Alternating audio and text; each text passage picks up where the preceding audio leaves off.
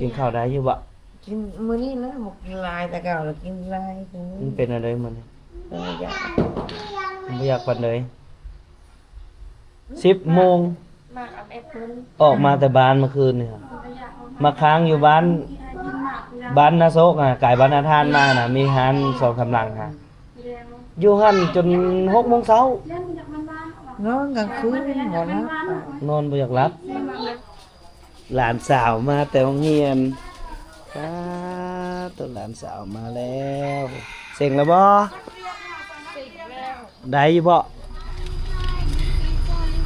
ไปลงลูกลงไปก้นแก้วเร็วๆจังหน่อยแขกมา ไปจะหน่อยสิอันนั้นได้นี่ จังหน่อยบ่ทันเลยลูกไป เรื่องเงินน่ะ เอาไอ้น้ำมาก้นแก้ว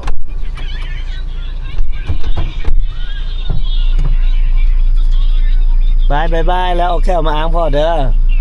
โอเคบ่เดี๋ยวรอท่าน้องน้ำไปก้นแก้วก่อนเดี๋ยวเอาท่าอยู่รถพอดีมันครบรอบเพิ่นถ่ายแก้วนะจากแก้วที่เป็นฟันน้ำนมไปสิกะจะเป็นฟันแท้แล้วก็เลยมาหาหมอหน่อยนึงแล้วล่ะบ่ไอ้น้ำแล้วล่ะบ่ เรียบร้อย เรีย แล้ บร้ ว อยเอาออกเรียบร้อย เข้าตัวหิวข้าวแล้วมาเข้าตัวเข้าตัวตัวยังตัวจะเอาเรื่องเดียว เอาออกแล้วมันก็ป่งออกมาเลยล่ะลูก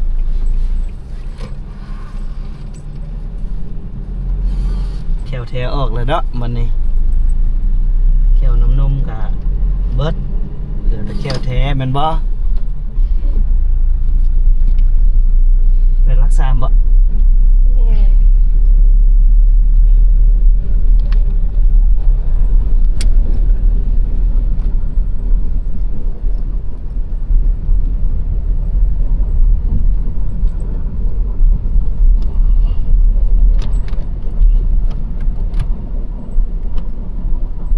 ยังถูกใส่เฮ็ดอะไรจังมาเอาเพื่อออกได้เนาะอะไรจังมาทำไม แขกตัวนั้น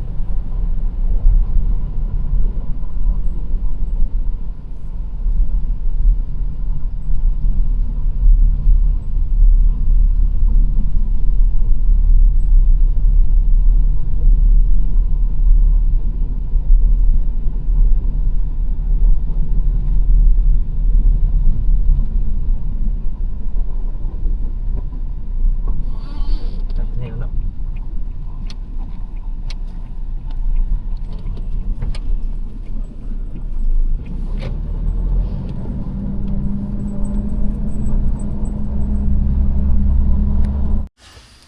มาคนอยู่ไส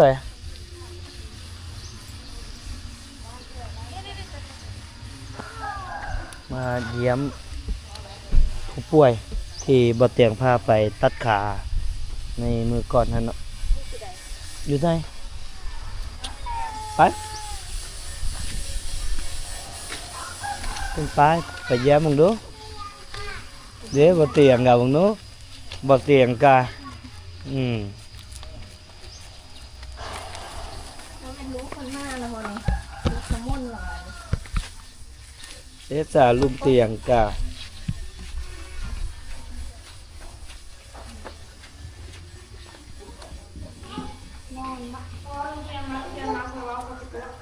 ฮะใช่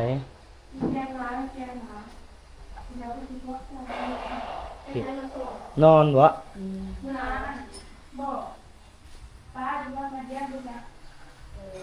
ไม่ใช่พดออกแล้วอันนี้เบิ้งขนาดอีกจังมือเจ็บบ่ขนาดอีกจังมือนี่ เขาจะยิบเข้าแบบนี้ บาดดีแล้วก็ไปตัดเนาะตัดไหม นี่ กินข้าวได้อยู่ติ กินข้าวได้อยู่บ่ กินมื้อนี้แล้วหมกลายแต่เก่าแล้วกินลายตรงนี้ มันเป็นอะไรมัน อยาก ผมบ่อยากปานใดบ่ให้อุกได้อ้างทั้งหลายติ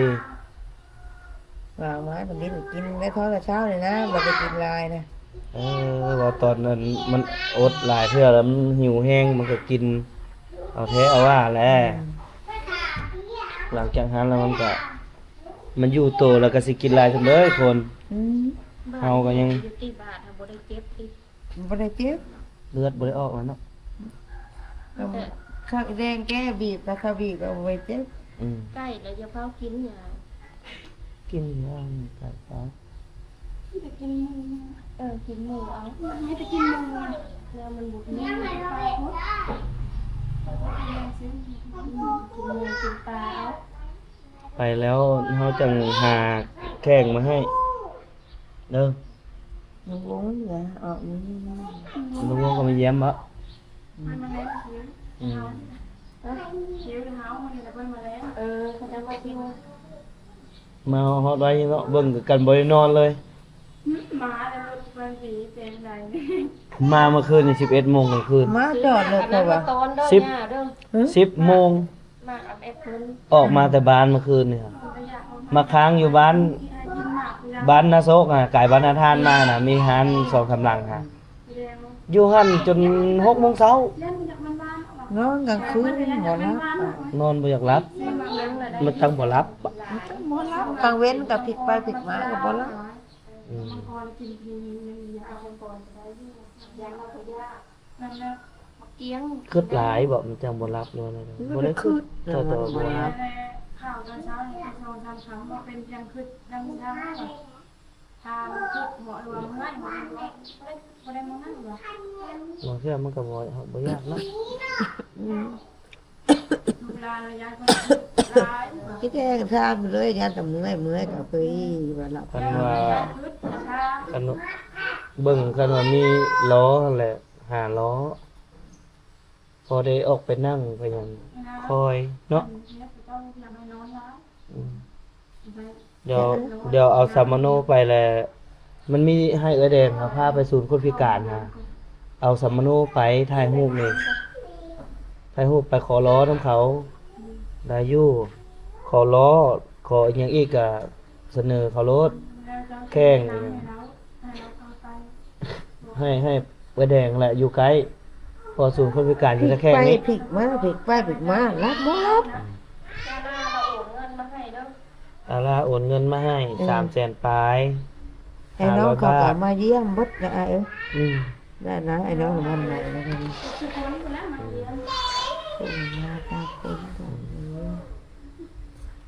ลุงมาไม่ได้ตัวสุขิดไปน้องเอ้ยมา ตัวแข็ง โมเมนต์แต่โตว่าทัดแกงตัดทายเขาไม่ได้คิดไปลุง บ่พูดนางลายแล้วหลายคนก็ยังเป็น หลายคนเป็นคุณว้าวเลยลุงเลย เฮามีชีวิตเฮาแข็งแรงแล้วเฮาก็ยังเดินได้ไปเป็นคือเก่าสำคัญลูกหลานก็คือเป็นห่วงนั่นแหละเป็นห่วงเจ้าหั่น ให้ลูกหลานคนน้อยๆเนี่ยไปลองอย่างนี้ให้เอาได้ จุทางบ้านพวกเขาก็หากะฮู้นี่จุเขาอันแม่ใจเขายังเขาก็หากะฮู้นี่แต่ก็ ปุบปับปุบปับ แต่ก็บ่ให้คิดไปทางนำตัวว่ายานหมู่เว้า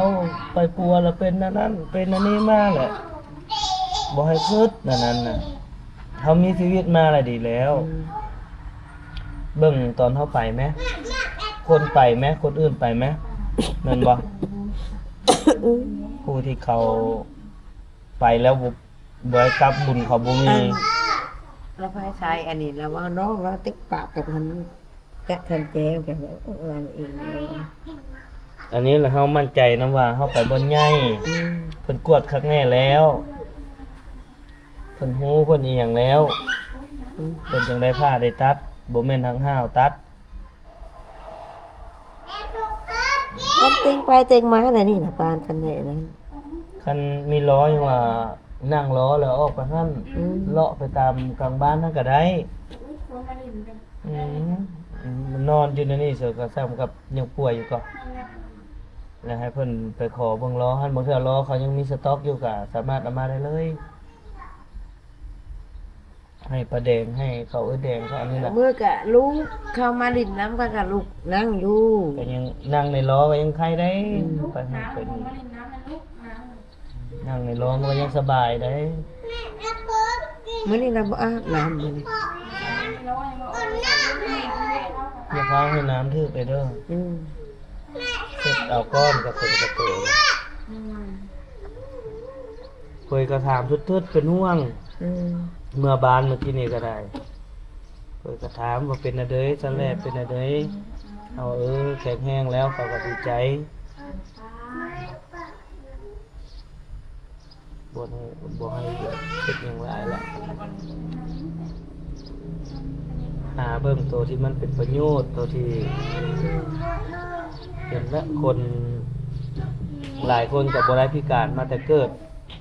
เขาก็ อืม ทุกปางสงครามมันเต็กเหมือนบ่อันจากแขนกุดขาขาดหูหนวกตาบอดมีเบิดเขาก็ยังสู้ยังผ่านพ้นได้เฮานี่โอ้ยสำนี้เบา อืม ๆบ่มีปัญหาหยังดอกอันนี้เนาะหลายคนก็ให้กำลังใจ ผ่านแล้วเอาหมากไม้กันมาให้ซื้อหมากไม้ อืม ก็มา กินตะกี้บัดกินบางมื้อกับคุณหมาพี่บัดกินหมูบัดกินปลา2คาบ3คาบมันบ่ขึ้นแต่หาปลานั่นบัดนี้ กินหลายโพด อืม หลายครับโพด ปิ้งต้มปลากดน่ะ อืม โอ้มันบ่ยากบัดนี้ แม่นกินหลายแนวแต่ว่าเบิ่งตัวมันบ่พิษนั้นกินหลายคนก็เห็นในคลิปเขาก็เป็นเขาก็ส่งกำลังใจให้หลายเลย คนบ่ฮู้เขาก็ส่งเขาก็คอมเมนต์มาให้กำลังใจบ่อึดเห็นมุกเห็นใจ แต่เฮาก็ต้องเข้มแข็งหมู่ให้กำลังใจเฮาก็เข้มแข็งโอ้ยมันดีมันคักไปแล้วซ้ำไปเที่ยวไปลิ้นคะแนนว่าสุขภาพเฮาแข็งแรงช่ำนี้บ่ได้มีปัญหา อืม พอเฒ่านั่นเด้เราขาคุดตั้งแต่สงคราม เราก็อยู่จนเฒ่าจนแก่เราไปเสยก็ได้อยากไปธาตุโพนก็ไปอืม แข่งก็สิยากเด้อแข่งเทียมก็มีก็ย่างไปก็บ่ได้ยากหยังปานว่าบ่แม่นอุปสรรคจักหน่อยคันเฮาดีสำคัญอยู่ที่สุขภาพเฮาคือแข็งแรง ที่พ่อไปชื่อมุ้งทั้งพี่ทั้งน่ะพวกบอกว่าชื่อมุ้งไงมากลางแมงวันว่ะ แม่น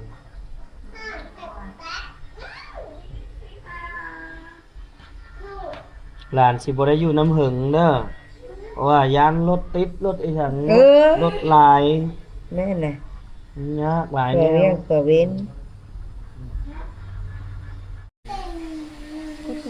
โทรศัพท์มีเงินนะสาวเงินเอาป้องก็ออดๆแอดๆอยู่ครับเอาไปเบิ่ง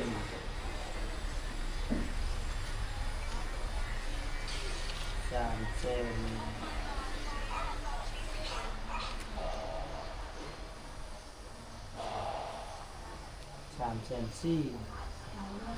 ตื่นไปเลย350,000เลยเพิ่นเห็นเพิ่นก็ย่านขึ้นหลายนั่นแหละเพิ่นจังลมนำน่ะมื้อนั้นน่ะไว้ แต่ว่าโดยพอตั้งตัวตายแล้วเหรอ เอ๊ะซึ่งขึ้นหลายไปหน้าไปตาขึ้นหลาย ทำไมเนี่ยเวลาอาบน้ ซึ่งขึ้นหลาย ำร้อนตีแล้วก็ทุกทางยายเลยอ้าว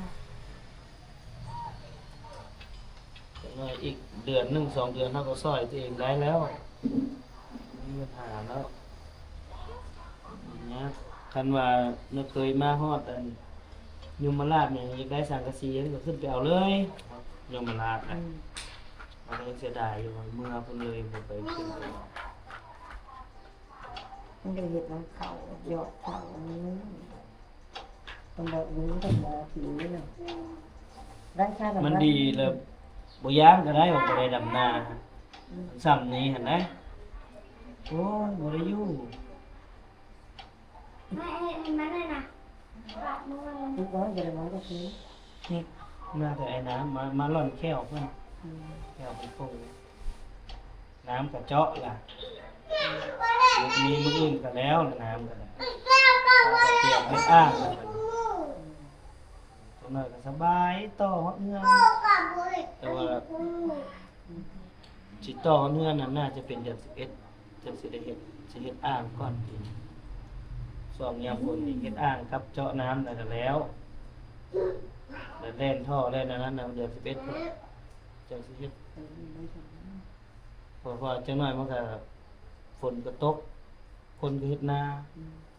มันก็สิยากหลายอันนี้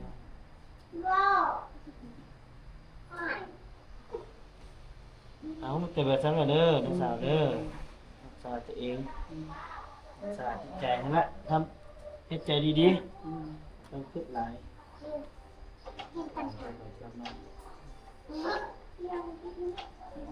หลายคนกับมา อืม เข้า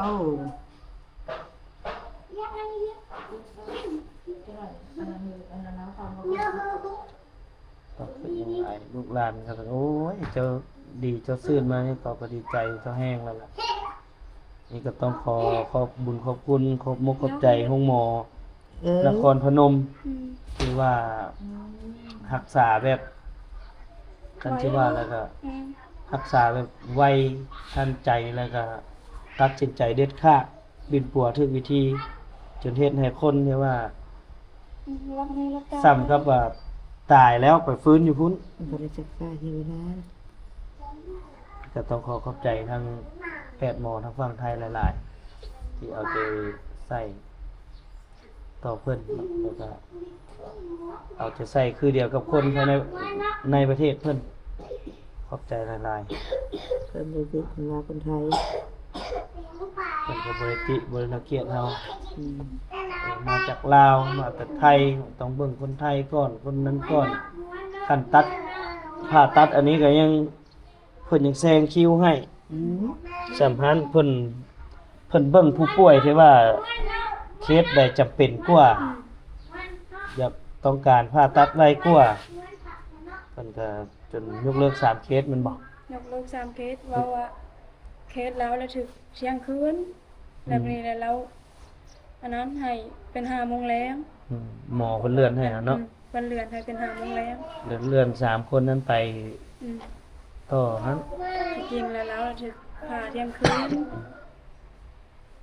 ต้องขอบใจทางแพทย์หมอทางฝั่งไทยที่ว่าบ่จำแนกว่าเรื่องผู้ป่วยว่ามาจากประเทศใดเนาะเพิ่นก็เบิ่งตามความจำเป็นอีหลี อืม ก็ต้องขอบใจหลายๆขอบบุญขอบคุณหลาย กินข้าวกับพี่สาวสวยนี่ แกงเห็ดข้าว ข้าว แกงเห็ดข้าว เบาดังนี่เป็นยังไงแน่หรอว่า แกงเห็ดข้าวยายดีน่ะ ปากเว้าในมืออันนั่นนะคะโมนั่นนะโมมาลาบาทจับเนื้อแล้ววางเงินเบิดแล้วว่านั่นคือ แกงนี้แหละว่าต้องให้ ตั้ง ได้ หมดแล้ว ข้า นะ วอ่ะ อาจารย์มาตั้งหมดแล้วนะวางเงินเบิดแล้วอยากเนื้อแล้ว ก็เลยเอาเถอะ 8-9 โมงแล้วมอเข้ามาเด้อวันทามอเองว่ะมอเข้ามาบัดอยากกลับบ้านแล้วบอกว่าอยากกลับแล้ววางเงินพวกนี้แล้วว่ะมีมอบอกกลับความจริงแล้วว่าอยากไปอยู่วันจันทร์วันสิแกให้พายันนี่ให้เลยให้ม้าวันที่25แล้วไปอีกไปกวดคุณบ้าเงินเบิดแล้วก็คันทางเนื้อตรงนั้นแล้วมอเมื่อได้พาเลยสงบเดียวมาหอดอีกแล้วต้องมาเกี่ยวกับกินเขาไม่เข้าใจอยู่งานเอาข่าวหยัดใส่ ข้าวย่า ขายออกมันข่าว มัน หยัด กิน ใส่ จะ ขาย กิน ออก เยอะกว่า กิน เยอะ ยาแล้วจะกินสาวแล้ว กินยา เราบอกว่าอยู่จะทำมอกันหมดโอ้ยโบได้ว่าคุณพอบอกโมเมนต์แต่ว่าอันกายแล้วใจแล้วพุ่นแน่เราจะมือเข่านะใจมันขึ้นแน่เราจะมากินเขาบอกนะบอกนะ วันนี้คนติ๊กโอ้ คุณีม้าแบบกินข้าวกินน้ำมาบ้าง เนื้อพุ่นบันไดอ้ายลายน้องปากเบาน้ำพุ่นไปเลยอันนี้มันอยู่แต่ในหัดมันจักกินจักยำต่อไปเช้าเนื้อมันจะพุ่นบันไดอ้ายลายน้องเรากินก็มีว่ะหมาไปซะลูกมันกินทำในน้ำมันเจือ กินข้าวใช่ วัน ไม่ เช้า เช้า เนี่ เนี่ย ย เบื่ เบื่ อ ออยาก ก อายเล เลย ย ช่วงที่ยังไปขาย มันเริ่มดีเยอะขึ้นอะไรเช้าเป็นหัวลักเรามา เขาบตัดสินใจนี่ค่ะว่าน้องมูอยู่แล้วบนตามมามันเป็นอะไร มันให้บุญดีเป็นเรื่องง่ายไป ทำพญา หลานสาวมาแต่โรงเรียนป้าตัวหลานสาวมาแล้วเซ็งแล้วบ่ได้อยู่บ่ได้เกือบได้หรือเกือบตกฮะเกือบได้หรือเกือบตก เกือบโต บ่แม่นเกือบได้บ่หลานสาวว้า